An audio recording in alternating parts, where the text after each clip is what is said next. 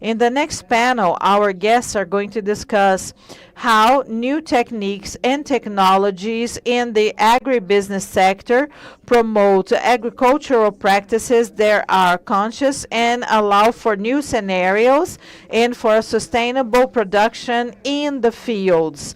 Among the points we're going to discuss, experts are also going to discuss how to encourage the adoption of better conditions, labor conditions, and the reduction of inequalities in the field.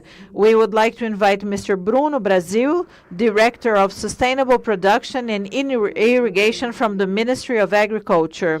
We would also like to invite the General Head of Embrapa when it comes to Agroenergia, Mr. Alexandre Alonso Alves. The Executive Manager of the Bank of Brazil, Ms. Dione Cordioli. The Superintendent of the Sicoob Institute, Mr. Luiz Edson Feltrim. And the comments are going to be made by the head of the Department of Regulation, Oversight and Control from the Central Bank of Brazil, Mr. Claudio Filgueiras. So let's have one more productive panel in chat here in the 2023 Development Forum. I would like to pass the floor to Mr. Claudio Filgueiras. Thank you. Firstly, I would like to thank for the invitation for Central Bank to participate in this forum. This part about sustainability in the financial system is a theme in the Central Bank since 2014 with a resolution, which is a resolution 4327, and I confused it with the other one. And recently, this part of sustainability of the agro, what do we do since the 2020? We did the agenda sustainability that the financial institutions should have a policies of an international area, and our rural credit area developed in a way that all of the control that Central Bank does as a second line of defense in the rural credit is done with various instances of artificial intelligence, satellite information, and our system in Brazil falls. In Brazil, we will not have rural credit all over Brazil. It's online, real time, lots of verifications in fractions of a second. And I'd like to take this time to discuss a initial provocation. We did a great evolution now in the pillar of sustainability for January because we have to implement technology to compliance with all of this environmental aspect. The starting point of any operation is the environmental compliance, is the sustainability of the operation. And at the same time, with a policy of social, environmental, and climate responsibility, we give back to the financial institution that they structure the way they want, but at least that measure that the central bank sets. And for our friends from the ministries or Embrapa, we have our technical cooperation with Embrapa, especially of management, zoning, agricultural zoning, which the central bank participates. But I'd also like to bring a provocation to you. Sometimes some very complicated techniques do not have as much effect as we would expect.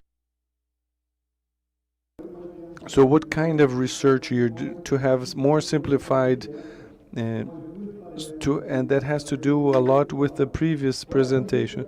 What is the fiscal policy that has greater potency? What are the techniques that we will apply, be in the agricultural development or in agricultural policies, that will bring with greater simplicity for the situation? I'm not going to extend myself.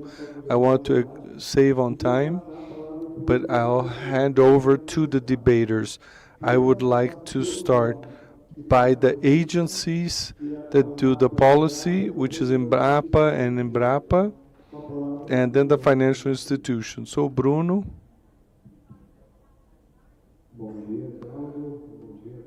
Good morning, Claudio, debaters, those who are live and online. It's a pleasure to be here. I thank the BDE for the, and since I'm the first one to open the debate, to spend the first 2-3 minutes to recap the trajectory of the transformation of the Brazilian agro, to bring it to the present moment and to understand the imperative of sustainability transforming our agro, especially in the last 2 decades. Brazil, I don't know if all of you know this story or you remember, but until the 60s, we had an agrarian structure. The greatest population in Brazil was in the rural areas, and we were not this great producer of food and bioenergy and fibers. We were importing basic foods and about to go into an accelerated industrialization the next decade. We had food insecurity. We were incapable of feeding the Brazilian population. Now in 2023, we feed 5 times more than the Brazilian population, 800 million people around the globe. And how did we do that? It was basically adapting the green revolution that was happening in North America in the 60s, but from a structure created by the Brazilian state, the agricultural research, and in 73 the creation of Embrapa, that with the universities, research centers, started to incorporate technology and innovation in the fields, to bringing a tropical style of production, something that at that moment had no parallel in the world. So we learned how to manage these poor acid soils of the Brazilian Cerrado, and we advanced agricultural border that was in the south of Brazil. Then we advanced to the center-west, and now to the region we have now Cerrado, Matopiba, until the end of the 90s. We tropicalized various species of plants and animals. Soy was restricted to the south of Brazil. Now it's in Mato Grosso, Tocantins, with genetic improvement, with a lot of research.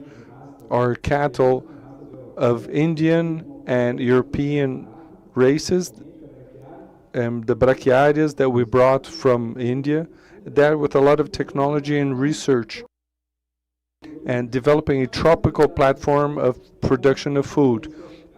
And now we are world-class food production, and the next 2 decades we became the greatest exporter, but now with a different condition. Now our production system is basically in the introduction of practices and technologies that gain vertical gains of production in the same area to produce more. The greatest example we have is the advance of the second and third harvest, that is 22 million hectares in the same territory. The integrated systems of forests, plantations, and cattle raising, from 3 million to 17 million hectares, all of that associated of the recovery of degraded pastures, 26 million hectares from 2010 to 2020. This helped us gain efficiency and to use less of the Brazilian territory. This is the condition of the 21st century for the world cattle raising. So it's in this context that Brazil has been developing since 2010 a public policy that is the ABC plan, low carbon agriculture. This plan is from the National Plan for Climate Change, launched in 2009, and comes from international agreements that came in the 90s. You will remember, but in Rio 92, the countries agreed to create a framework convention to face climate. The UNFCCC and these parties agreed that every year they should meet in the Conference of Parts, which we call COP28 at the end of this year in Dubai. From this came many commitments, climate commitments, and many environmental conditionings that interfere, including in the commerce, particularly in the exports of the agribusiness, since it's an intensive use of natural resources. In that sense, the ABC plan has been fundamental to accelerate this transformation and a development of a sustainable platform. During the first years, 2010 to 2020 of the ABC plan, it was based in the adoption of 6 sustainable practices: direct planting, recovery of degraded pastures, nitrogen fixation by inoculants, treatment of dejects, planted forests, and integrated systems of production. We were able, just in the last decade, to mitigate the emission of 193 million tons of CO2 equivalent in Brazilian agriculture. And we launch the second phase, which is the ABC Plus, for the 2020 to 2030, with a more ambitious objective to mitigate 1 gigaton of equivalent of CO2. But more important, the center of the plan, especially the ABC Plus, is the adaptation of Brazilian agriculture in order to adapt to climate change. Not only emits greenhouse gases, but is the one most affected by climate change.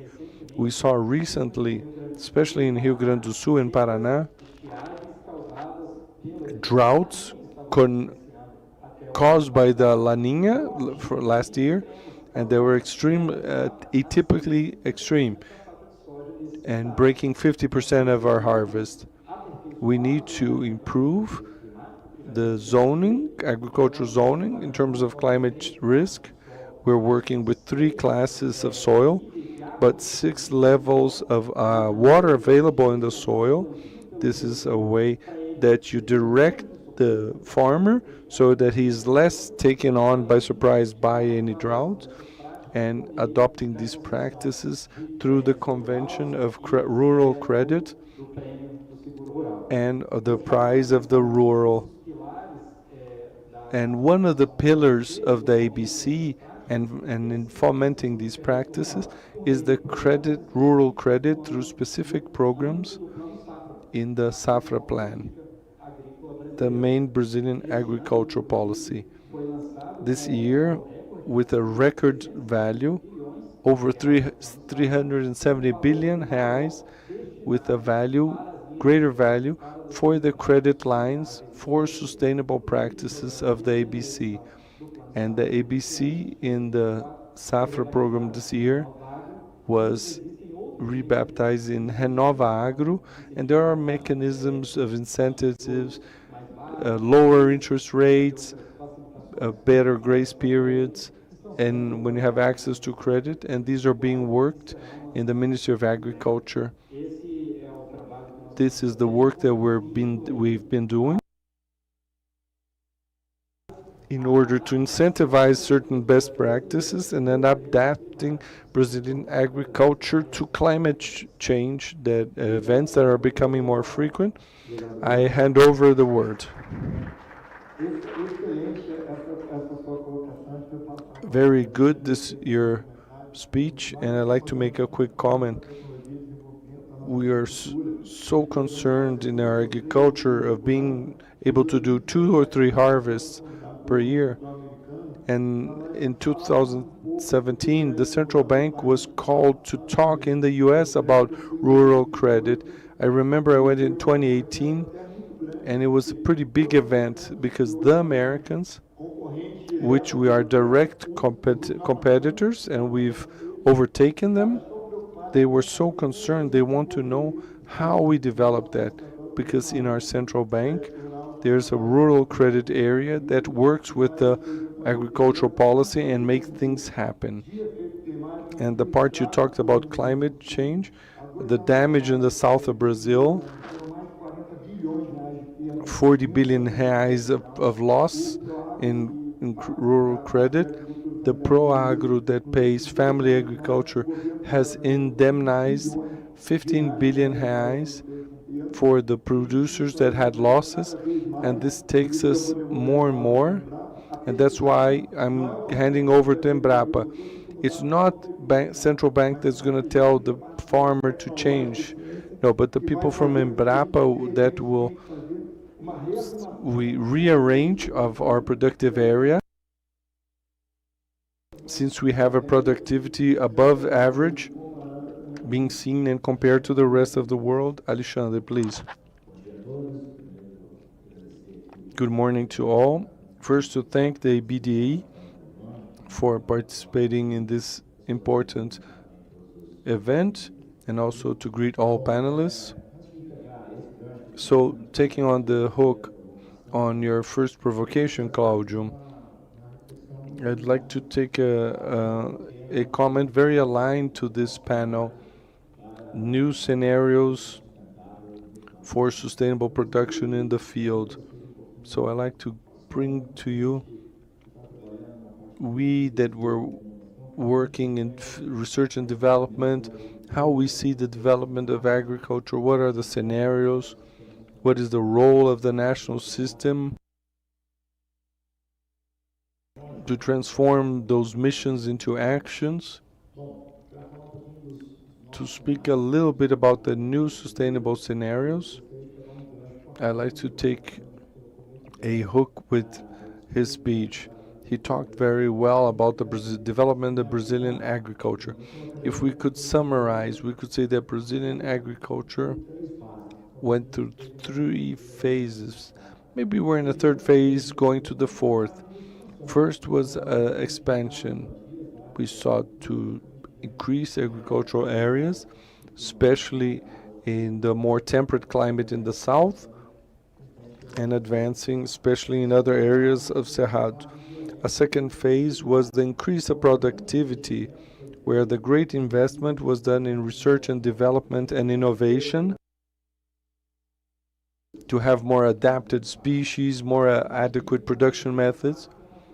And we're in the 3rd phase, which is of sustainability, where the Brazilian agriculture incorporated a series of practices and actions seeking not only to reach productivity levels, but to do so with sustainability.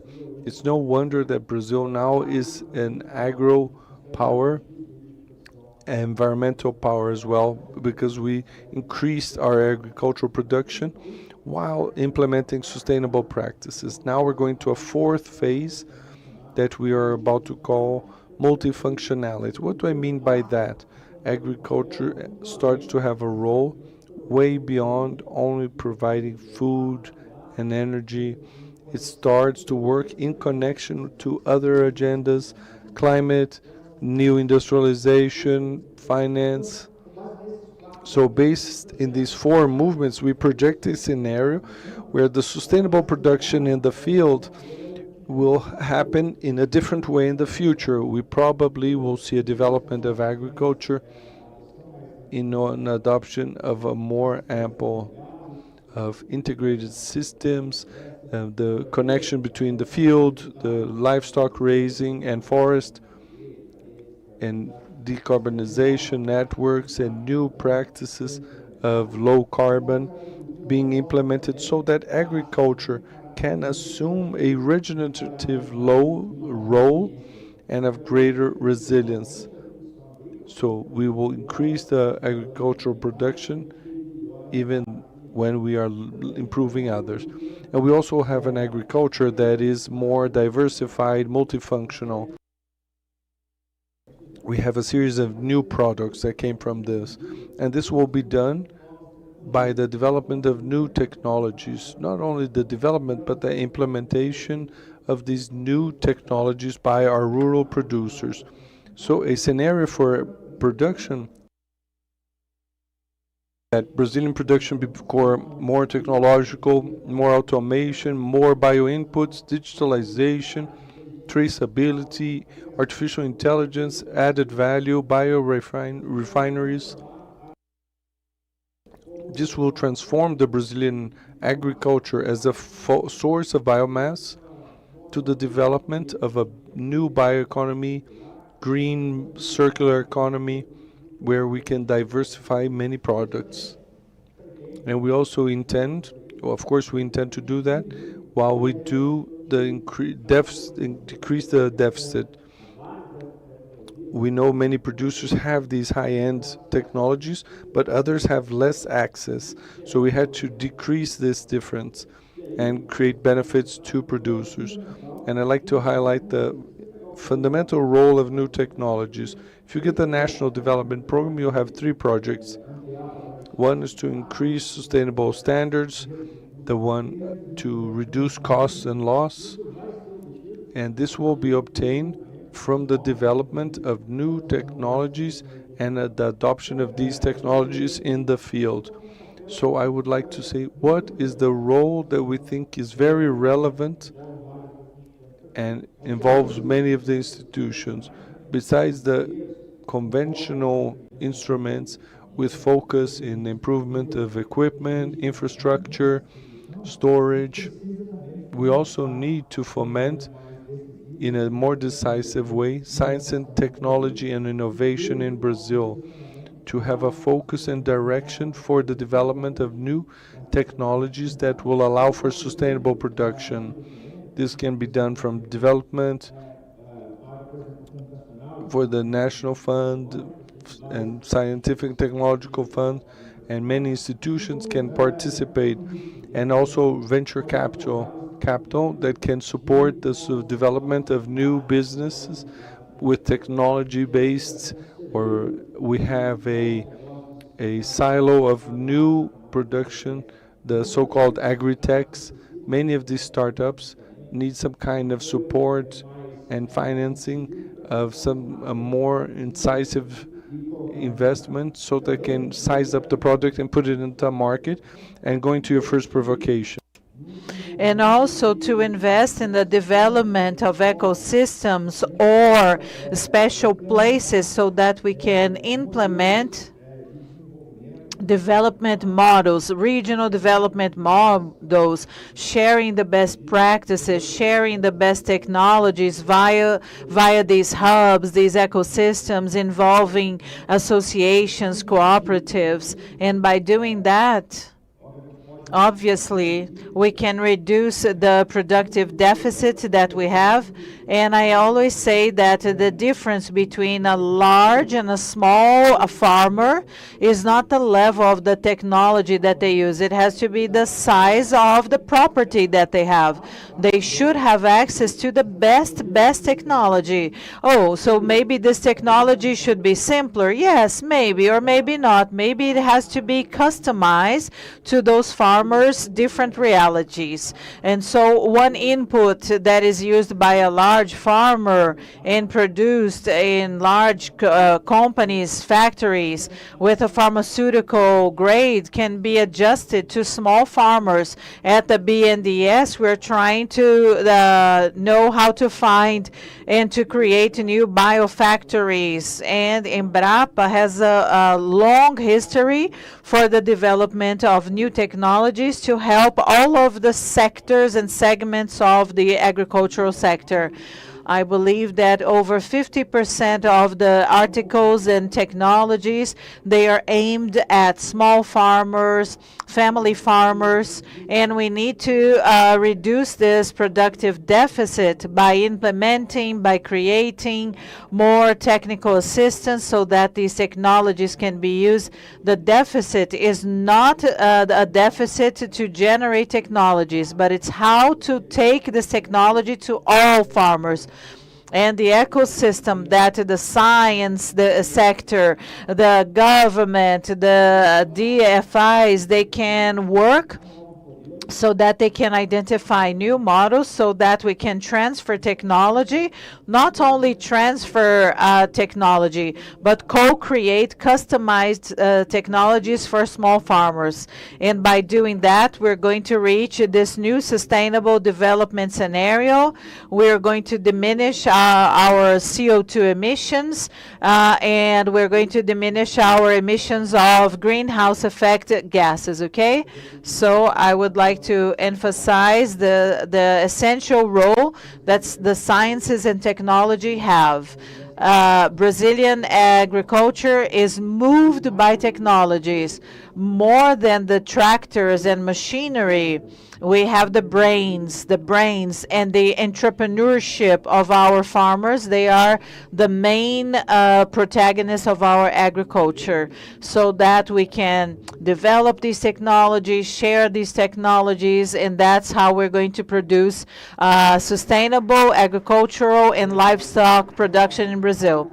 Thank you, Alexandre. So agriculture, awareness, and technology. That's why when we established our first partnership with Embrapa way back when, and at the beginning of this year, this is when we have this interaction of technologies. That's why Embrapa has been helping us in many technical decisions that we had to take regarding rural credit. Now, we're going to discuss the financial organizations, and we're going to discuss something that in the past would be unimaginable. But due to the resources that we have from Fibras, we can work with imaging, and our system that registers all of the rural transactions in the world. We have all of the rural credit transactions in Brazil geo-localized. Can I analyze each property, each land that is being used to produce? Yes, we have about 0.5 trillion reais. All of the credit of the country is invested in our agricultural sector, and every year we have 2 million new operations. So I would like to pass the floor to Ms. Dione Mary Cordioli to discuss the technologies that we discussed, because today I can get to the financial institutions and I can question or ask questions about a property that has been geolocated, okay? And we can use AI so that we can analyze all of the rural credit operations that have taken place in Brazil. And this is going to become a reality soon. Thank you, Claudio. Good morning to all of you who are here in the audience and those who are online. This question made by Claudio is a partnership, right? We, as financial institutions, we follow a lot of things that the central bank puts to us, and to improve. How can we support and improve our farmers? And since 2013, we have been building everything together. The bank at that time, we started with geo-referencing. How are we going to use this? The bank accepted this challenge and brought about the possibility for the farmers to do all of the georeferencing from their mobile devices. So with their mobile devices, they were able to map their entire property, upload this onto the bank system, and we made this available on Sicoob, the database that we were creating and developing. So since the very beginning, this was a great partnership, and these pieces of information have contributed to everything that we have been doing. The bank has also been working with information from many databases, checking the entire area that belongs to that farmer. We call this socio-environmental diagnostics. We verify the property, we verify if they have invaded indigenous lands, maroon communities, and at the same time, we support the farmer when they are building their business. So the greatest role that this bank has, and it is a public bank, aligned with all of the public policies that we have, things mentioned by Bruno, the innovations that Embrapa has created, the transformation agent, and we offer the credit so that our farmers can do that. And they can be inside the financial institutions, and the bank supports them, and we are one of the largest supporters. The bank has a portfolio with about 321 million reais invested in agribusiness, meeting the demands of all of the farmers, from the small one to the large ones, going through the cooperatives, the agribusiness companies. We have been fostering and bringing, jointly with Embrapa, the ministries, the Central Bank of Brazil, the transformation of our agriculture so that our farmers, via credit, they can work in a more sustainable way. So we are talking about, like Mr. Alexandre mentioned, this is the third phase, a transition to a regenerative agriculture. And this is what we do with our farmers, to make this farmer join us and use innovation. So nowadays we have all of the consultancy, all of the legal framework to offer to them. And we also have the possibility for these farmers to be purchasing bonds, using our operations, transactions. We place them in a marketplace, which is Bruno, and they can negotiate the purchasing of inputs, the sale of tractors, whatever. And so we make this chain move a little bit, and we join the sellers and the buyers so that they can have all the inputs and machinery necessary. So this is something that the bank has been building. And besides that, what have we been trying to get? Partnerships. Our work is based on how, jointly with other companies, agribusiness companies, how can we foster this and bring this farmer to the sustainable agricultural sector, so that they can notice that this movement that he or she is doing is a movement that is adding value to the product that they are producing.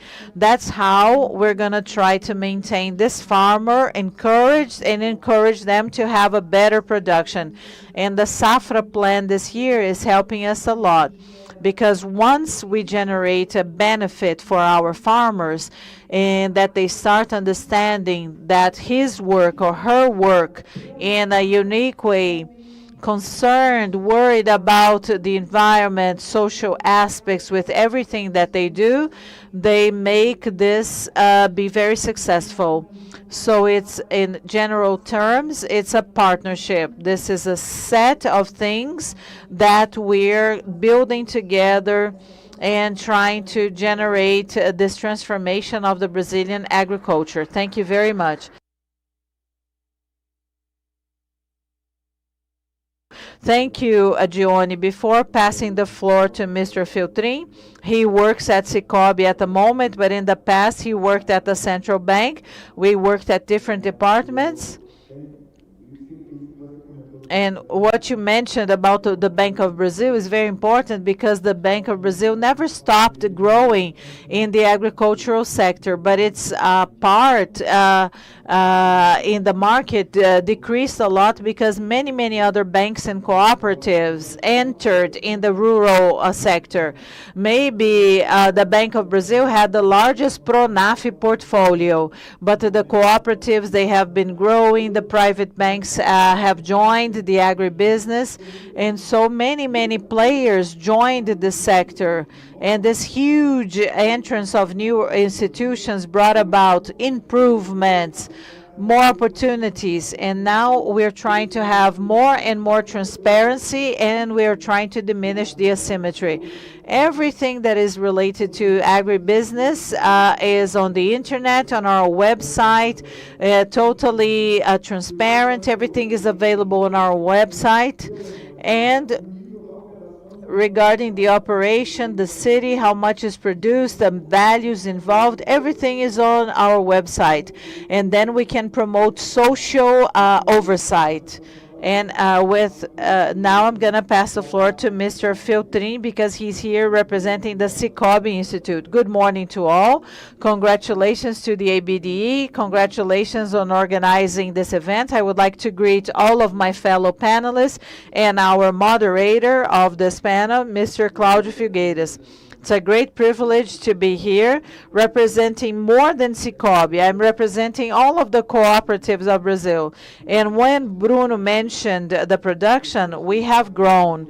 We have stopped being a country that imports basic food, food that we have on our citizens' dinner tables, and now we are producing for the equivalent of 5 Brazils. And our cooperatives, they have a very, very important role in this production. 50% is produced by cooperatives all over Brazil. But the largest individual exporter of coffee in Brazil is in Guaxupé. Whenever I go to Paraná, the largest company in Paraná is Coama. It is a cooperative in Campo Mourão. So this is Brazil, and the cooperatives, they are contributing for us to have a great agricultural sector. And Claudio has mentioned this. The Americans, they wanted to get to know how Brazil is different. Why is Brazil different? Because Brazil can have 3 harvests a year. And this impacts and shocks people abroad. So thinking about our cooperatives in a whole, so we have 7 sectors that are filled up with cooperatives. And we have a great agency that organizes this, the OCB. And they have a large agenda to promote sustainability. So we're trying to promote how the cooperatives are working with this. When we go to the credit cooperatives, and I really liked the opening ceremony yesterday, and Mr. Enio Mining mentioned the following. I believe that we are reaching now 21 million of members of cooperatives. But in the past, it was not like this. 20 years ago, it was not like this. So if I go back to the beginning of the century, the cooperatives were insignificant. And now I have about 1 million members of the cooperatives. The cooperatives only represented 0.5% of the physical bank branches, and we had 0.3% of the financial assets and resources in Brazil. Throughout the central bank, they have been adjusting everything with a very strict regulation, and the cooperatives in Brazil have been answering to that. We have about 20 million members of the cooperatives, and so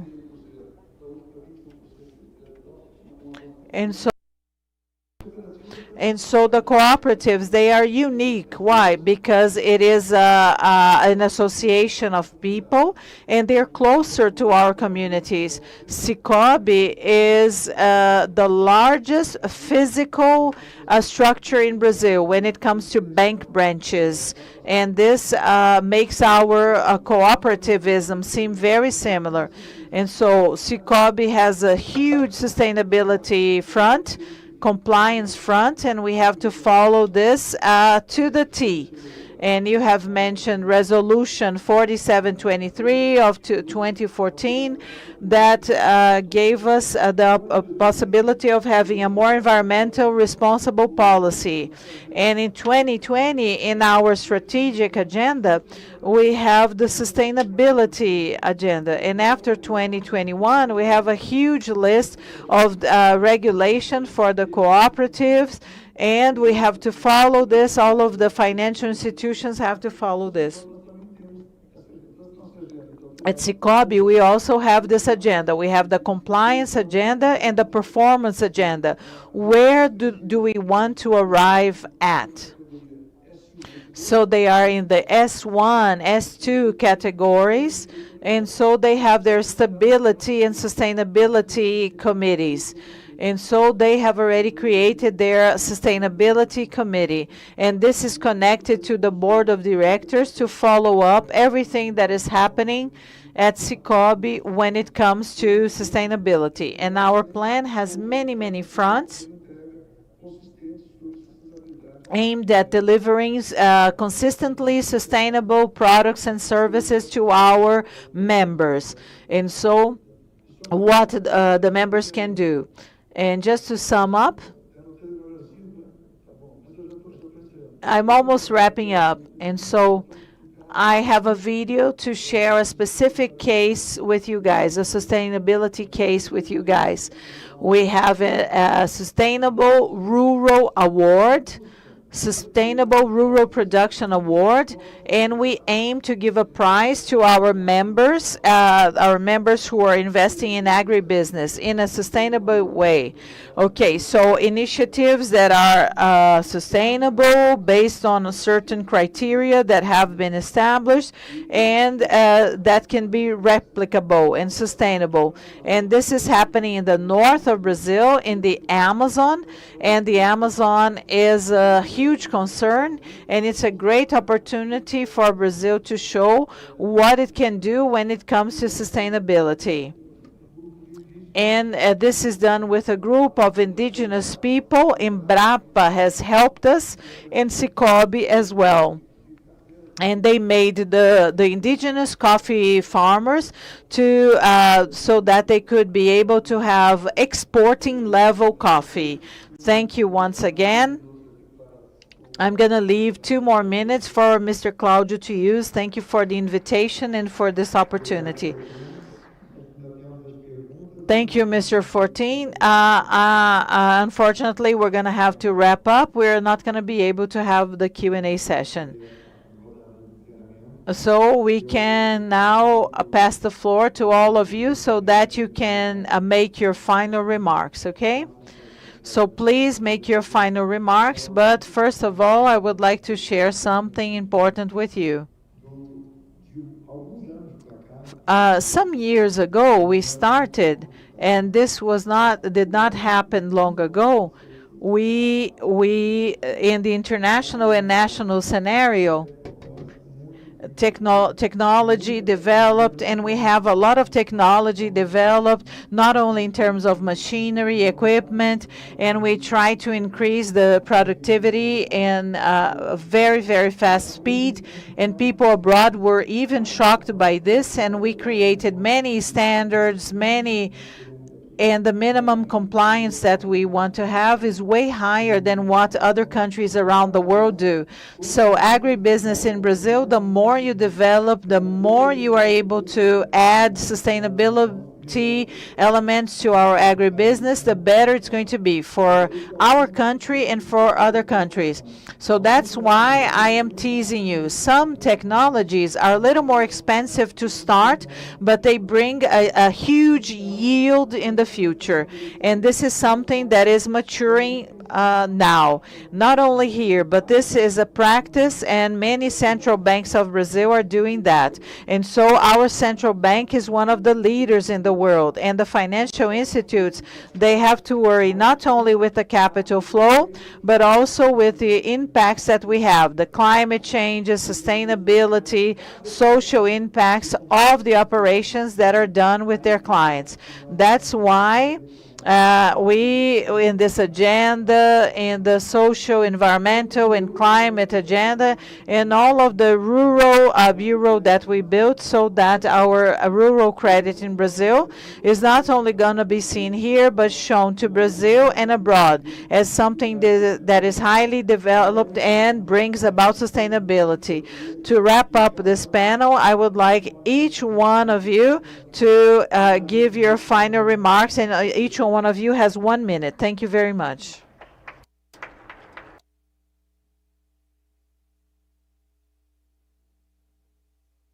Thank you for the provocation.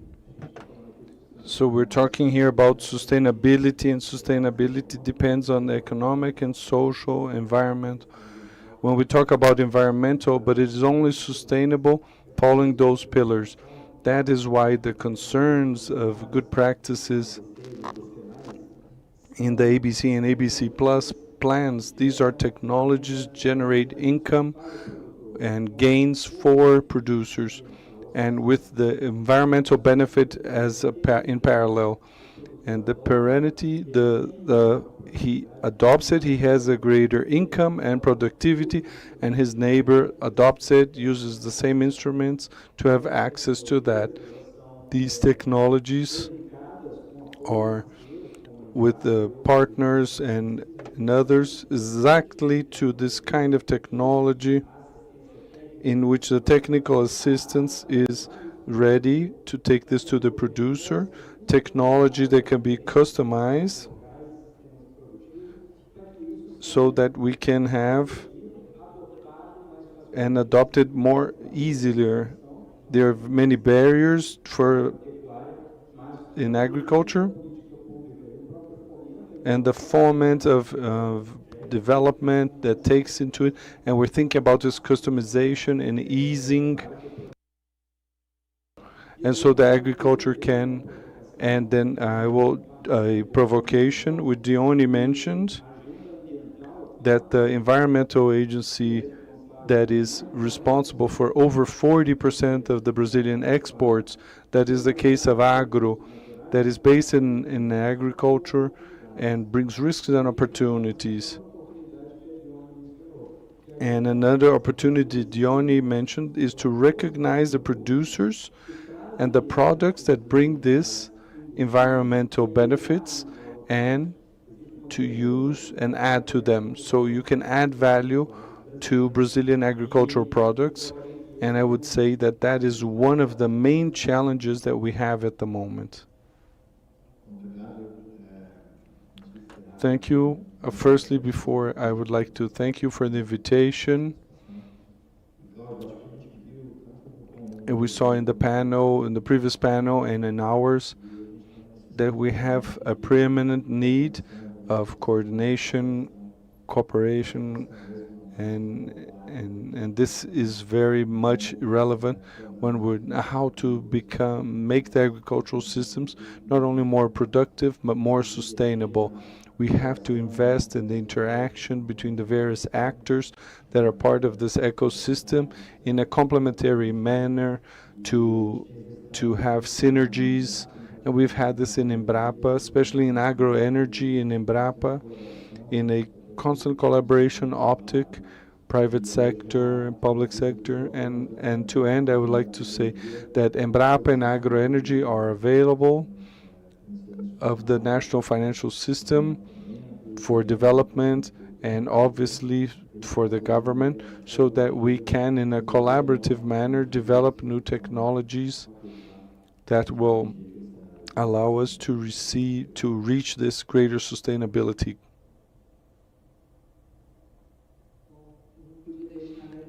And this is an important topic for us when we talk about adding value to the producer.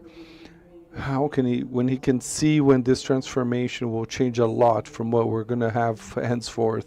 The bank is representing the form of conceding. When we talk about development, we talk about credit. How do we do this credit to reach the producer so that he can do this transformation and generate these benefits, and that these benefits can be perceived by society, by the financial market? And is one of the great points, and I say a lot this, Bruno agrees with me, I agree with him, we have to rethink in how we can change how the financial market works, bringing ways and benefits and incentives to producers so that we can really have this movement of transformation and to get a more sustainable agriculture for our country. The financial market, there isn't a country, an economy that can develop without a solid financial system. But we have that. We have a regulator, but it has brought a more and this issue of coordination. We have to use this moment, and the ABD has a relevant moment there. Brazil the candidate to the COP30 in 2025 in Belém in the Amazon region. So in 2024 we will take on the rotation and become the temporary president of the in 2024. So these important agents, Embrapa and others, have to have a great coordination so we can in fact make a difference and show what Brazil is. We give incentives to our farmers. Bruno mentioned this subject. And we have to, the scenario is highly positive. At BDE, you have a fundamental role in this process as well. A great entity that joins the institutions that help development in Brazil. Claudio, thank you everyone. We were able to do 2 full rounds when we changed the pillar of that, of changing the qualities and the potentialities. And this part of coordination is very important. I was commenting with Feltrim. We in the last years did 12 agreements, cooperation agreements with agencies of the government. We need to have this coordination with the Ministry of Agriculture, National Treasury. We did an agreement that came in the press with IBAMA. We have it with FUNAI, INCRA.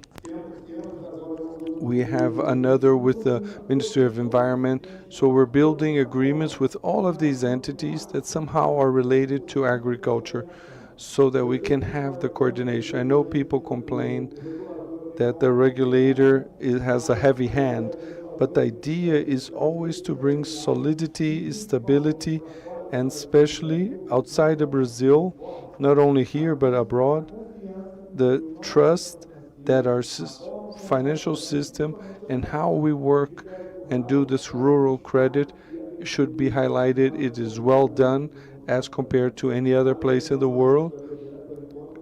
Congratulations to ABDE. Thank you for being able to coordinate this panel, and I hope it achieved its objective.